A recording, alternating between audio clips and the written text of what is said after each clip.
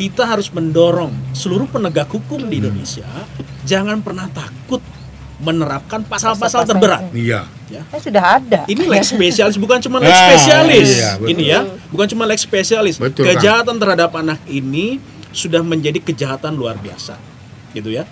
Pelaku harus ditahan.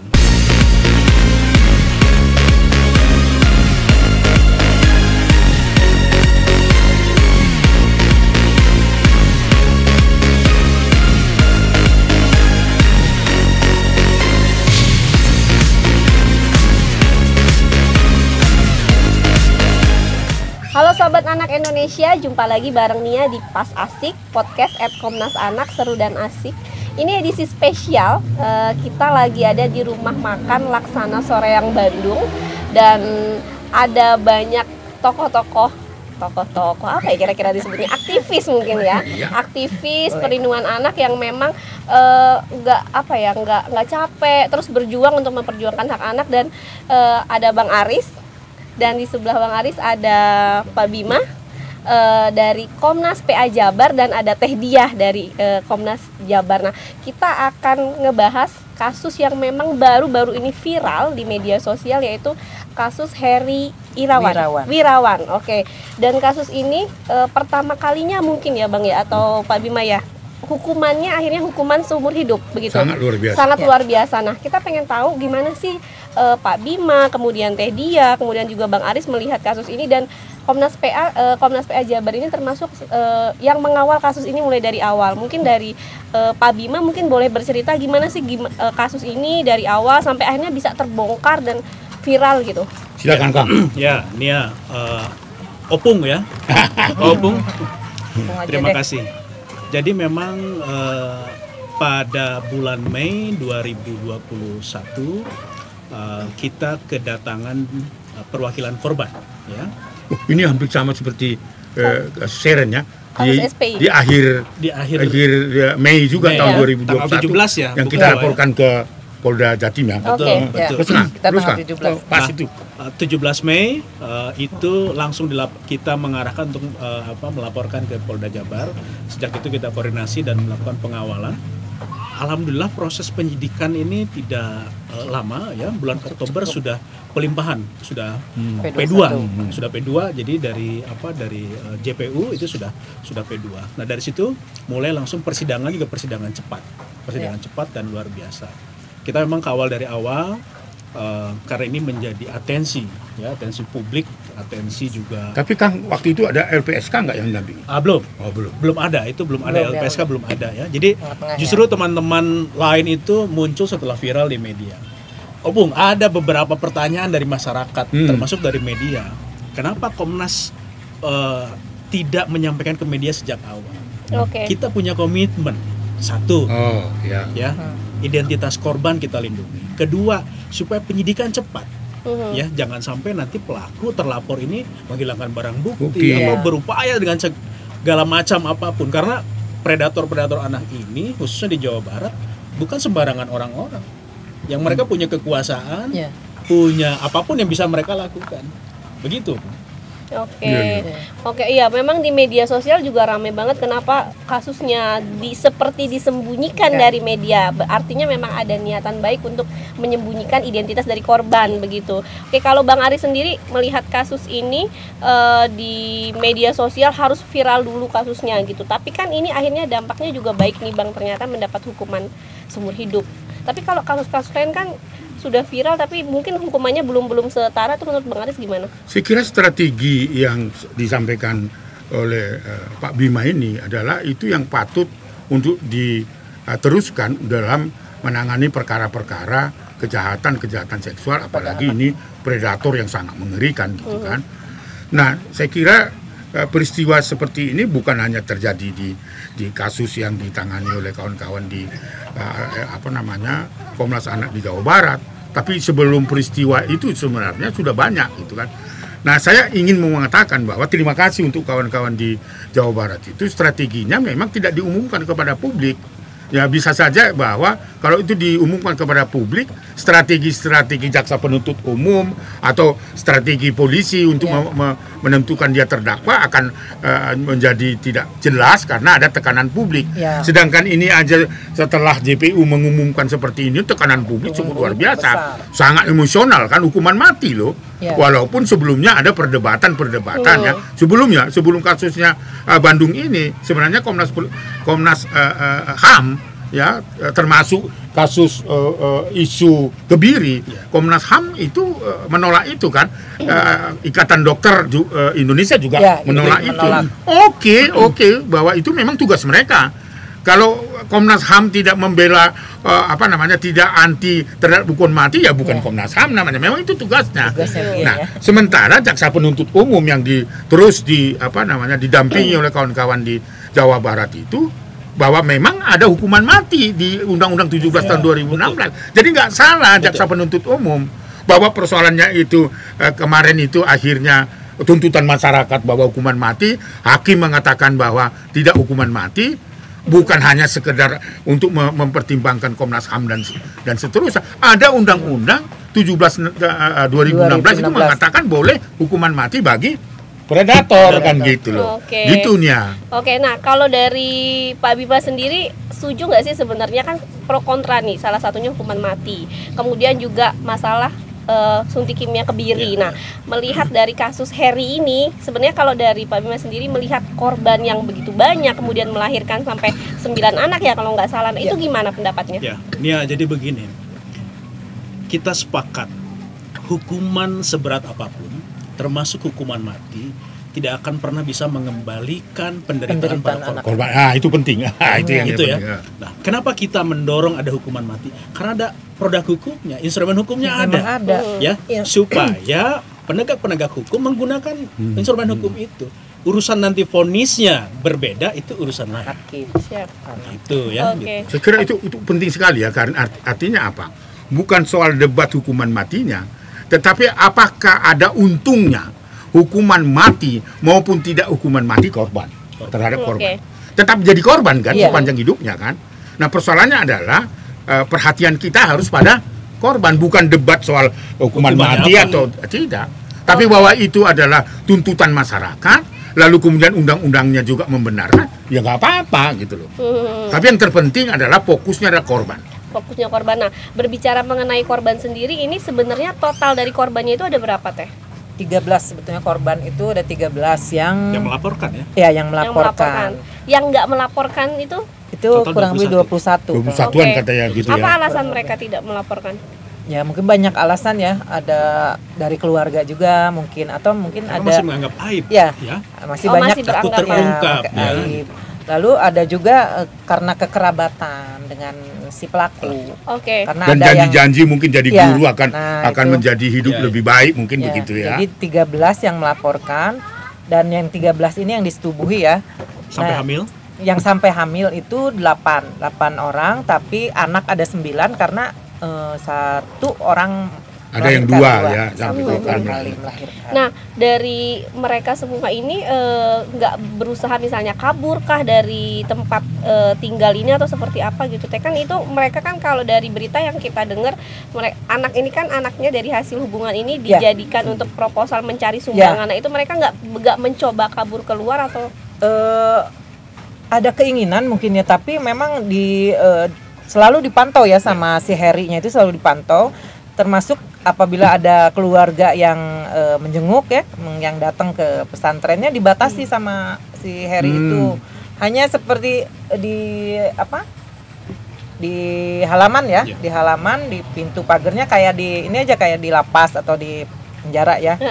Pertemuannya seperti itu aja, jadi sangat singkat lah dibatasi ya. Salah satu hasil assessment dari tim psikolog ya, bahwa pelaku ini, Heri Wirawan ini, dia menggunakan kemampuannya untuk merusak sel-sel otak para korban. Ada keahlian itu. Ada keahlian itu. Dia mencuci otak para korban. Sehingga apa? Korban ini tuh menurutnya luar biasa. Ada takut ya gitu. Nah, ini salah satu yang membuat JPU ya menentukan pasal-pasal terberat. Dan itu dapat dipertanggungjawabkan secara hukum. Ya. Itu fakta hukum lah, fakta Unsur-unsur persidangan. dari pasal itu memang terpenuhi semua. Luar biasa. Jadi ini hampir Oke. sama nih sebenarnya sama Sama sekolah kasus. selamat Oke. pagi Korban Indonesia. lebih dari satu, kan? Samakah semacam dengan memberikan Depresi. motivasi-motivasi? Iya. Oke. Iya. Artinya sama ya. Memanfaatkan kemiskinannya, Ya. Ya. memanfaatkan cita-citanya, Ya. ya kan dengan tekanan ya kan. Nampaknya kan maksudnya kalau dia lolos dari situ bisa jadi guru di kampungnya dan sebagainya. Ya. SPI kan begitu juga. Ada janji-janji palsu lah. Kalau di sana kan dijanjikan ada tanah, ada apa dan sebagainya kan. Saya kira sama ya. Oke. Cuma target sasarannya yang berbeda-beda, tapi kejahatan seksualnya sama. Nah, Teh Dia itu untuk korban sendiri itu korban pertama kali itu dilakukan oleh Heri itu kapan gitu? Jadi waktu awal itu kan berdiri yayasannya itu 2016 ya, 2016. Waktu pertama murid-murid atau siswa-siswa atau santriwati datang itu tidak langsung mereka ya. Pada waktu itu masih banyak juga santriwatinya lebih dari 30 ya waktu itu yang pertama. Oh iya iya. Lalu karena tempatnya tidak cukup, dia itu pindah, dipecah lah. Ada beberapa. Tapi dipilih. Ya, iya. Tapi dipilih. Dan pilihan. Oh. Yang menurut dia, seleranya dia, itu sama dia. Dan memang Oke. terlihat oleh kita terlihat ya anak-anak ini yang Setipe. Iya, Oke. yang Cukup bukan manis seleranya tadi, dia cantik. di tempat lain dan itu pengawasan istrinya. Dan itu tidak menjadi korban. Itu juga sama. Oh, jadi korban juga, jadi ya, korban. itu ya. Jadi justru ada yang mau protes, dia sudah tahu, dipindahkan. Dia mau berontak baru dipindahkan, dikirim ke tempat lain. tempat yang lain. Nah, justru kalau dalam hukum mens rea Iya. niat jahatnya Niatnya. itu sudah sejak awal, sejak membangun tempat Si pendidikan sekolah. itu. Jadi by design. Oh. memang. Itu sudah by design. Sudah by Sudah design dia. Ada Oke. perekrutnya. Iya, ada perekrutnya. Rekrutnya ada. Itu yang selalu kita kejar ya. Perekrut juga sebetulnya Jadi harus. gitu juga saya kira memang ada unsur yang terpenuhi itu. Maka Ya, unsur yang terpenuhi. jaksa penuntut umum itu dia dengan leluasa sebenarnya bisa saja memang itu adalah tambahan-tambahan dari pasal-pasal dakwaan yang dilakukan polisi. Jadi JPU jeli gitu loh. Ya. Jeli tapi juga berpihak ya terhadap kepentingan anak itu Kepentingan sendiri anak, gitu ya. ya. Kepentingan korban. Iya. Tuntutan yang berbasis pada kepentingan korban. Iya, maka saya memang agak melihat kasus itu sampai pasal 17 seluruh pasal yang ada di Undang-Undang 17 tahun 2006 diterapkan 2016 ya. sampai lupa hukuman mati lalu diikuti dengan Bukan kebiri. kebiri Hukuman kan kebiri. udah mati ya Iya. kebiri lagi. Tapi itu respon. Tapi kalau kebiri dulu boleh nggak, Bang? Apanya? Kebiri dulu. Enggak, biasanya hukuman fisik kalau di undang-undang Oke. itu hukuman fisik dulu, kalau kebiri itu tambahan. Kebiri itu tambahan. Nggak bisa dia Iya, undang-undang pokoknya. Oke. Nah, artinya dia tidak bisa primernya. Nah, itu istilahnya sekunder Ya. atau subsidiar dan sebagainya. Nggak bolehnya itu. Nah, oleh karena itu menurut saya kasus SPI juga bisa diterapkan Ya. oleh jaksa penuntut umum ya. Iya. Apakah itu mungkin, Bang? Mungkin, Sangat sangat Oke. mungkin. Yang harus menjadi jurisprudensi tentu kan predator itu harus betul mendapatkan hukuman yang setimpal ya. Bahkan kan sampai masang chip ya, sampai membayar ganti rugi dan sebagainya. Bahkan hakim sampai lupa sebenarnya pemerintah bukan ganti rugi, tetapi dia kompensasi terhadap itu. Nah, itu adalah kewajiban pemerintah. Seharusnya pemulihan uang dan sebagainya restitusi itu harus tanggungan si pelaku. Oke. Tapi kalau melihat dari si pelakunya sendiri, Pak Bima gimana? Mampukah atau seperti apa? Ya, jadi JPU melihat kan ada beberapa aset. Yang aset ini Aset, dirampas sama negara, Iya, nanti betul. dilelang untuk kebutuhan Korban. korban ya gitu. Tadi saya masuk sedikit ke yang kasus SPI ya. Kita harus mendorong seluruh penegak hukum di Indonesia jangan pernah takut menerapkan pasal-pasal terberat. Iya. Ya. Sudah ada. Ini lex spesialis, bukan cuma lex spesialis. Iya, betul. Ini ya, bukan cuma lex spesialis. Betul, kejahatan terhadap anak ini sudah menjadi kejahatan luar biasa, gitu ya. Pelaku harus ditahan, tidak ada kata tidak. Oke. Ya. Untuk SPI sendiri kan sampai sidang kedua belum ditahan ya, Bang? Nah, itu yang menjadi persoalan, ada apa? Ya tahu. Nah. Kenapa itu mengendap? Kenapa itu tidak ditahan? Padahal kita tahu bahwa ancamannya adalah di atas 5 tahun. Dan kita tahu adalah JE dan Harry ini adalah sama-sama pelaku Sama-sama kekerasan pelaku, ya. seksual, yang satu ditahan, yang satu enggak. Nah itu Iya. sebenarnya yang jadi problem. Sebenarnya masalahnya apa nih kalau melihat kasus ini nih dari Pak Bima atau dia kan sama-sama kasus lex spesialis Lex begitu. Nah, itu gimana? Persepsi penegak hukum. Ya, justru peran kita Komnas Pelindungan Anak mendorong para penegak hukum untuk melihat hal yang sama. Betul. Kejahatan anak ini sudah tidak lagi ada kata basa-basi ya, apalagi damai, tidak ada. Oke. Bedanya jauh banget nih masalah sahabat anak Indonesia, perbedaan kasus SPI yang Bang Aris tangani dari beberapa bulan lalu sama yang ditangani sama Komnas. Ya mudah-mudahan Jabar gini ya, itu. mudah-mudahan Semoga gini, ini ya, endingnya begitu. dari perbincangan ini besok yaitu si JE. Julianto. Saya sudah tidak lagi mengatakan JE Julianto karena itu predator. Saya sepakat itu. Ya. Sepakat itu. Oke. Pelaku kejahatan terhadap anak tidak usah disembunyikan inisial. Identitasnya. Ya, apalagi sudah disidangkan dan sudah terdakwa. Oke. terdakwa ya. Nggak bisa. Mudah-mudahan minggu depan itu ditahan. Itu harapan kita. Oleh karena itu, ya saya kira kasus SPI itu harus merujuk juga dengan kasus jurisprudensinya yang di Bandung ya dengan Harry ini supaya berkeadilan bagi korban. Oke. Jadi itu harapan kita. Nah, untuk korban sendiri itu sekarang ada di mana kira-kira Teh? Jadi korban sekarang udah kembali ke rumahnya Rumah masing-masing. masing-masing. Oke. Jadi ada Sehat-sehat Teh anaknya. alhamdulillah sehat, yang secara fisik terlihat sehat.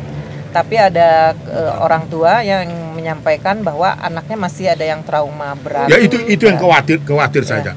Dia anak melahirkan anak gitu loh. Bagaimana sebenarnya Usianya. dia aja membutuhkan perlindungan, tetapi dia punya anak lagi. Bagaimana mendidik itu? Itu menurut saya yang perlu juga kita bantu ya. Nah itu yang harusnya kita bantu, dan yang sekarang jadi pertanyaan untuk saya itu yang soal restitusi. Restitusi Oke. itu terhitung besarnya 330 ya kurang lebih. Waduh itu 330 untuk seluruh 330 korban. Dan juta itu- untuk seluruh korban, dan ternyata itu setelah berarti kita kan lihat anaknya ya, berapa itu? Anaknya 9 anaknya si anak korban. korban.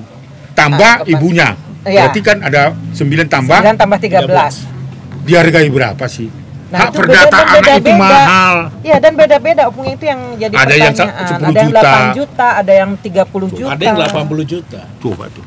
Nah, Itu yang Ini jadi kita semua pertanyaan. mempertanyakan kepada Karena LPSK. itu ya. LPSK yang Menilainya ya. rumusnya dari Rumusnya mana seperti gitu. Mereka dari korban juga sudah ada. Oh, mereka yang menyampaikan. menentukan juga Iya ya. betul. Ya, harus LPSK. Oke. Jadi hak perdata anak itu mahal, nggak bisa dinilai seperti itu. Mungkin bisa menjadi masukan Teh Dia atau Pak Bintang atau Bang Aris untuk lembaga-lembaga yang memang menghitung tentang restitusi atau korban ini, biaya untuk korban itu harusnya seperti apa? Saya kira harus sejak lahir anak itu, apalagi dia korban kan. Hak perdata anak itu manusia itu nggak bisa diukur. Ya. Diukur hanya kasih 10 juta begitu. Hak perdata manusia ya.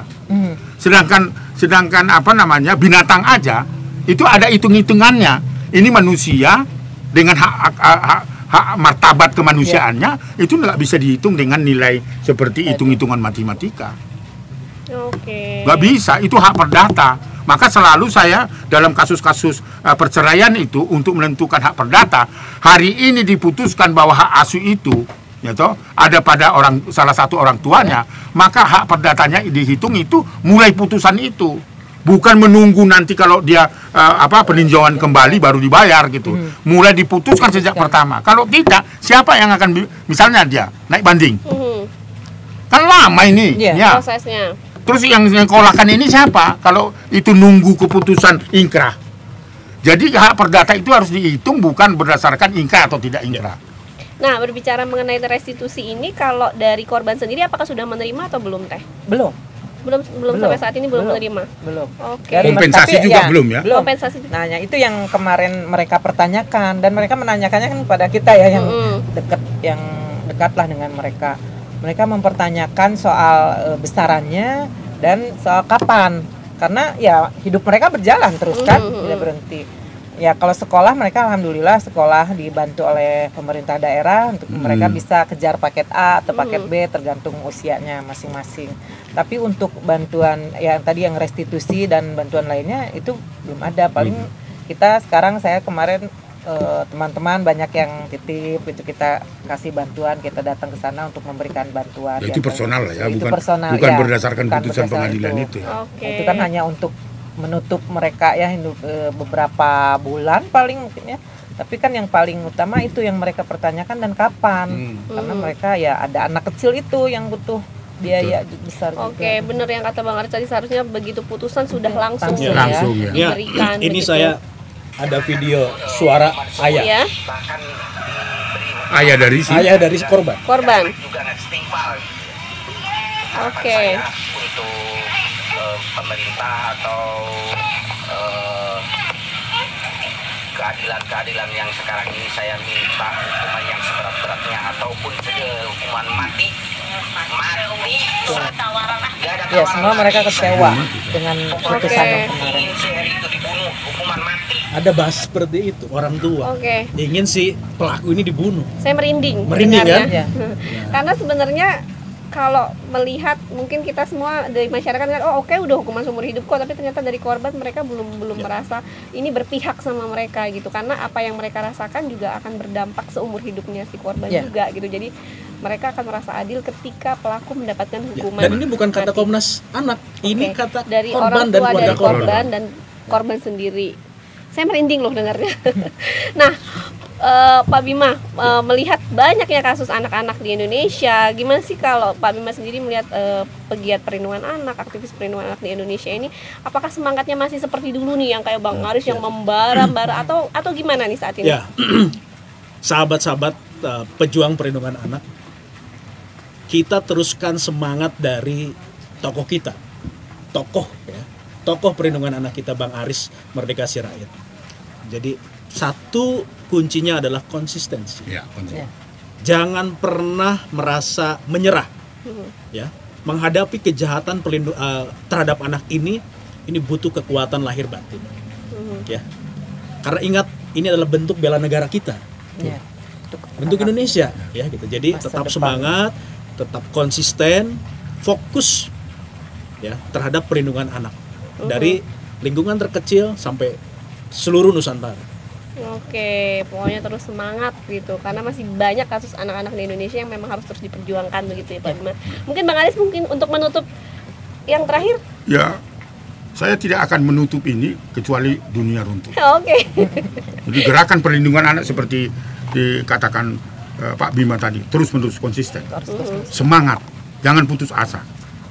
Karena kita memberikan yang terbaik bagi anak adalah bagian dari tanggung jawab sosial kita. Kita ini manusia harus bermanfaat untuk orang lain. Oleh karena mari bergerak, terus kita bantu anak-anak, jangan menyerah dan terus bergerak dan terus bergerak. Saya kira itu yang utama. Oke, Sobat Anak Indonesia, itu intinya yang bisa diambil, masih banyak kasus anak-anak di Indonesia yang masih harus diperjuangkan dan tetap semangat gitu. Jadi kalau bukan kita, siapa lagi begitu. lagi. Jadi oke Sobat Anak Indonesia, Tapi saya jangan sebelumnya- lupa. Iya Bang. Julianto yang sudah menjadi terdakwa kasus kejahatan segera seksual segera ditangkap, dikurung dan diadili. Oke, semoga apa yang menjadi harapan Bang Aris dan korban segera terlaksana begitu ya Bang, dan didengar oleh penegak hukum, terutama dari Pengadilan Negeri Kota Malang. Begitu ya Bang ya? Itu harapan korban dan harapan sebenarnya harapan semua orang juga, dan kita berharap masyarakat Indonesia juga mengawal kasus SPI ini sampai dengan putusan, karena harapannya adalah sama seperti putusan yang terjadi untuk kasus Heri, gitu ya. Heri Wirawan. Heri Wirawan. Kebetulan memang nggak apal sih namanya. Nah, itu Tidak perlu dihafal. nggak perlu dihafal, Lupakan. lupakan, dilupakan. Tapi kejadiannya nggak bisa dilupain. Jadi sebenarnya sangat miris. Nah, Sahabat Anak Indonesia, itu tadi obrolan bareng sama Bang Aris, sama Pak Bima, sama Tedia. Pokoknya semoga sehat-sehat terus. Amin. Amin. Terus semangat memperjuangkan hak anak untuk Bang Aris yang terus keliling Indonesia. Amin. Pak Bima dan Tedia di Jabar. Oke, pokoknya semangat karena ternyata banyak juga kasus-kasus di Jawa Barat yang terus memang harus diperjuangkan. Ini dia tokoh-tokoh atau aktivis perlindungan anak yang memang harus kita doakan kita beri semangat terus. Dan untuk teman-teman di luar sana juga kalau melihat kasus-kasus kekerasan ya jangan takut untuk melaporkan kasus ini, terutama untuk yang mungkin di daerah Jawa Barat, bisa ke Pak Bima, ke Tedia gitu. Nah, untuk sahabat anak Indonesia, seru kan ngobrol kali ini, ngobrolin kasus yang memang nggak ada berhentinya. Tapi kalau kita terus berjuang untuk korban, terus kita juga terus membela mereka juga akan tetap berani untuk speak up tentang apa yang mereka alami. Saksikan Pas Asik podcast @Komnas Anak Seru dan Asik. Untuk kepentingan terbaik anak, dukung terus Komnas TV Anak dengan cara like, comment, share, and subscribe. Salam anak Indonesia. Anak terlindungi, Indonesia maju.